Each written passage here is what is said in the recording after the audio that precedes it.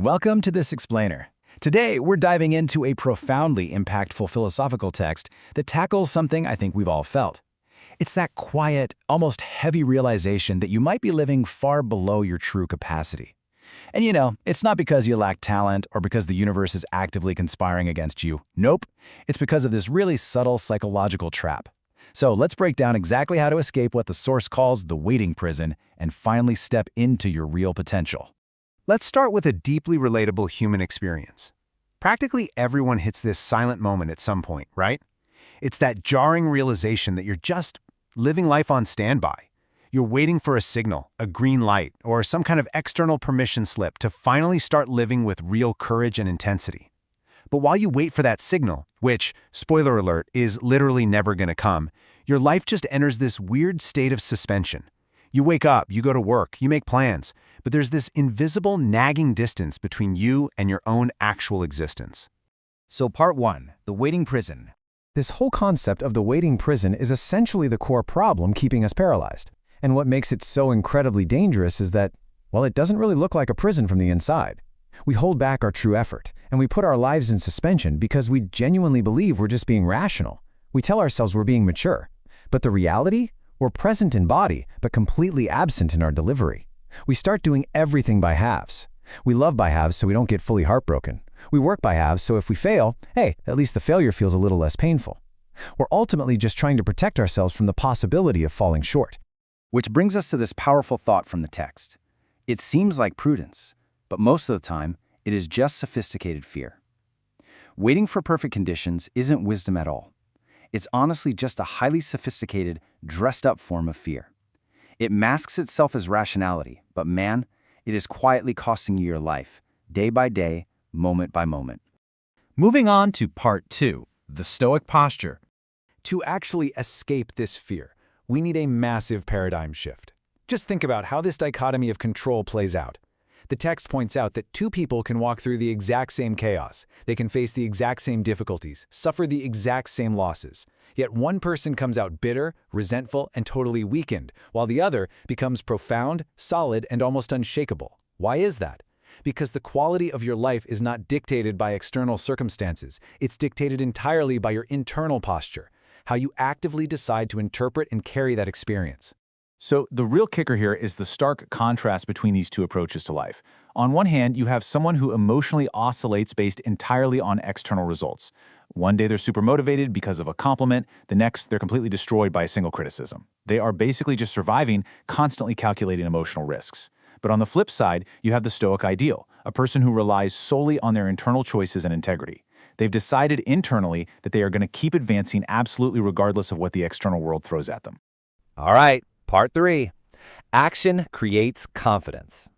So how do we actually build this unshakable internal posture in the real world?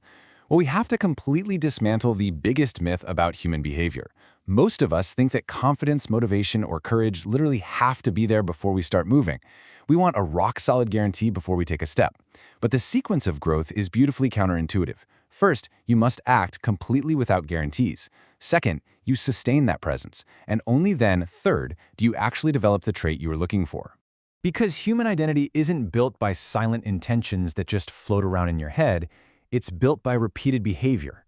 You've got to act the part first.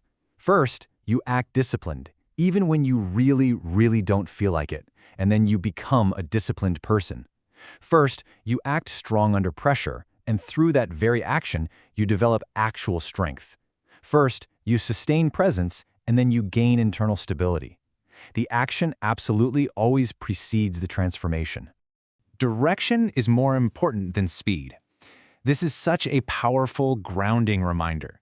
Staying committed to your chosen path and just taking those actions matters far, far more than how fast you get to the finish line or how perfectly certain you feel right now. Just keep pointing that compass in the right direction. Which leads us to part 4, the uncomfortable question. I want you to take a genuine moment to ask yourself this. If you knew with absolute certainty that your life would work out in the long run, how would you live today? If that guarantee you've been desperately waiting for was suddenly handed to you, how would you treat your time? How would you talk to yourself? How would you handle a rejection today? What kind of energy would you bring to your work if you stopped waiting for permission and simply knew, without a doubt, it was all going to be okay? Here's the really hard truth the source hits us with. When you try to protect your emotions by holding back, by living by halves, you aren't actually avoiding pain. You're already paying the painful price of frustration. Living by halves is a complete suffering in and of itself. You're just enduring the pain of unfulfilled potential without ever even giving yourself the chance to truly try. Let's look at part 5, letting go of outcomes. To stop this brutal cycle of living by halves, we have to detach from the final result. The text makes it incredibly clear that suffering doesn't just come from pain, it comes from resisting reality and trying to control the uncontrollable. Obsessing over the outcome literally destroys the quality of your present action. Think about it. A musician plays worse when they're terrified of the audience's reaction. An athlete makes mistakes when they're dominated by the fear of losing. And you, as a human being, live a worse life when you spend every single day anxiously monitoring if you've arrived yet, instead of just focusing on the step right in front of you. Now for part 6, the greatness of now. When you finally let go of outcomes, you free up all this energy for the only place life actually exists. Where's your mind right now? The modern habit is to live totally divided, torn between regretting yesterday and anxiously trying to predict and avoid the pain of tomorrow. But the Stoic ideal is absolute true presence. The past has completely disappeared. The future hasn't arrived yet. There is literally only this specific action, this specific choice, right now. And that's because a meaningful life isn't built by a few grand cinematic explosions of success that everyone stands around and claps for. Not at all. It's built by the quiet, almost invisible accumulation of tiny daily decisions that you make when absolutely no one is watching. This quiet accumulation is found in your most basic everyday realities. It's how you wake up in the morning, how you approach a completely mundane task at work, how you respond internally when you are just dead exhausted, how you face total boredom, how you continue to put in the effort when there is zero applause and zero immediate reward. That right there is where greatness is found. It's found entirely in how you walk the path every single day. I want you to keep this profound reminder in mind. Honestly, maybe even write it down. Life demands decision before certainty. You have got to stop waiting for the world to tap you on the shoulder and tell you that you're ready. Because guess what? The world is never going to do that. That perfect, magical moment of readiness will never arrive. So I leave you with this final, provocative thought. The source material challenges every single one of us with this fundamental choice. Are you going to continue waiting, acting as a mere spectator of your own existence? Or will you step up and assume the responsibility of living with total presence, starting with your very next action? The choice is entirely up to you. Thanks so much for joining me on this explainer, and I really hope this gives you the clarity to finally break out of that waiting prison today.